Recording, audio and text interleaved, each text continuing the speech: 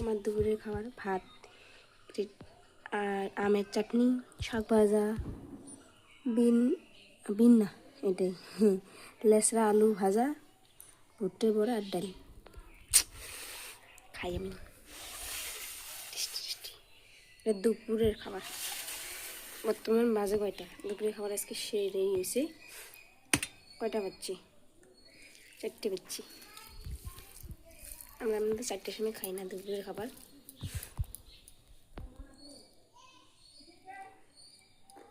তোমার ডালটা দিয়ে